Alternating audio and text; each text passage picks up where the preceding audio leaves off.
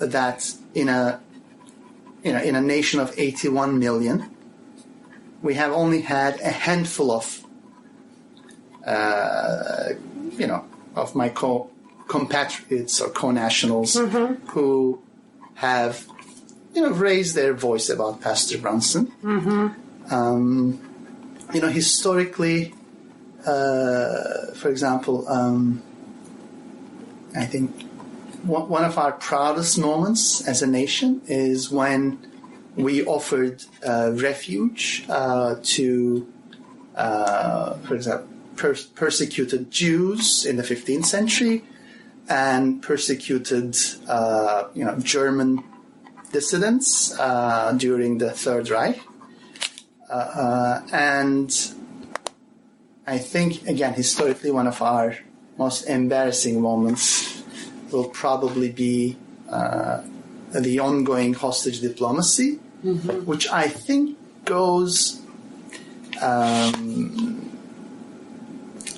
diametrically opposite to our tradition of these proudest moments. In fact, I can give you an anecdote. Just yesterday, a German professor who read our report, hostage diplomacy report, reached out to me and said, "It's sad to see a Turkey that have provided refuge to numerous Germans in need, in the run-up to the Second World War, become a country that is now taking hostages." So this is not just a recognition on my part as a Turk, but also our colleagues in Germany are also recognizing.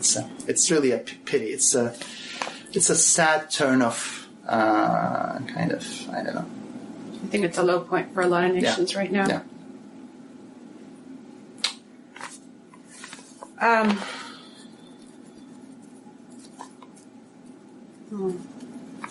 So again, that could be a strategy, meaning how do we work with Turkish citizens to empower them, how to build a kind of a local, a native movement. And I like that native moment, How is... So Pastor Brunson's immediate family is still there in Turkey. His wife is in Turkey. His daughter is in the U.S. Okay.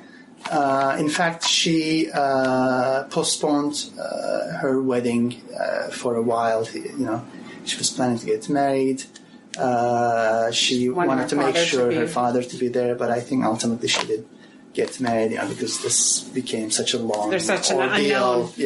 Open-ended process. But again, maybe to end on an optimistic note, my hope is on July 8th, in the second round of presidential elections. First, on June 24th, the opposition will gain the majority in Turkish parliament. Then hopefully on July 8th, an opposition candidate will win the presidency.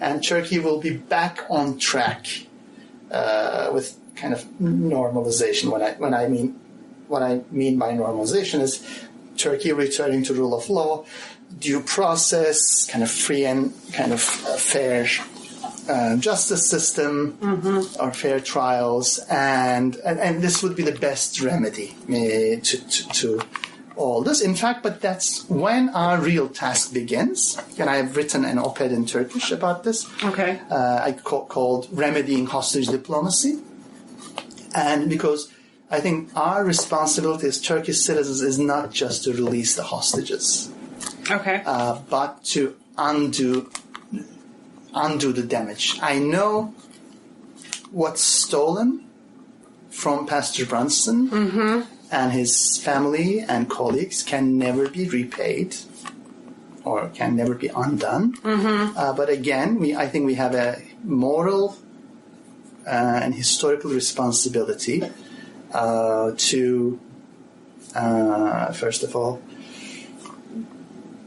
I guess make amends, remedy the wrongs, and also then work with the victims to build procedures or processes to ensure this never happens again. I think I think that's really our historical responsibility. This, as I said in my Turkish op-ed, this should become, all these cases should become key teaching material in Turkish law schools. It should become part of the curriculum, in K-12 schools. Yes, this is a dark and embarrassing moment in our history, but I'm certainly not advocating, sweeping it under the carpet and forgetting about it once it's over. On the contrary, I think we should make sure that we face the really, the embarrassing wrongs. And when I talk about wrongs, I'm talking about a chain of mistakes in which all the instruments of state were involved in. I think that's what makes it an egregious violation of human rights. That is, from the police to courts to government to kind of state-run media. They were all complicit, which requires more than just kind of legal action. I think this is, we have seen with similar case of like truth and reconciliation commissions. I think Turkey needs a kind of a long and effective kind of soul searching. But I appreciate your optimism, because you keep saying when this is over, when this is, you're looking very much to the future, and very much I appreciate that in you, that this is. Some call me a fool. I was just doing an interview with an online outlet, and because everyone in DC says, "Oh, elections, they're done deal. Erdogan will steal and cheat." And some of my colleagues even blame me. They say, "Hey, you're legitimizing elections because we had an election panel." And when I talk about an opposition, possibility of the opposition to win, they say, "Come on, it's not there." But my rebuttal. In June 2015, we had elections, and no one expected it, but the opposition won a majority. Sure, Erdogan immediately then started a civil war and then called for snap elections and won back majority in November. But it doesn't change the fact that in June 2015, people went to polls, and the next morning they woke up to a completely different Turkey with a full range of new possibilities. Back then, the opposition failed to use the opportunity. I think now they're wiser. So if we hit the jackpot again and have an opposition majority, hopefully we will have learned from our mistakes and we will be in a better position. And my optimism stems from the fact that I'm already seeing it in the campaign. We have had political parties from very different ends of the political spectrum entering into a very cordial and cooperative relationship with one another. Just to give you one example, when Erdogan was trying to disqualify one of the newly established political parties, the main opposition party loaned 15 of its MPs to make sure they would be eligible to kind of offer a presidential candidate, which is unheard of in Turkish history. You don't give your lawmakers, you don't lend them to another one.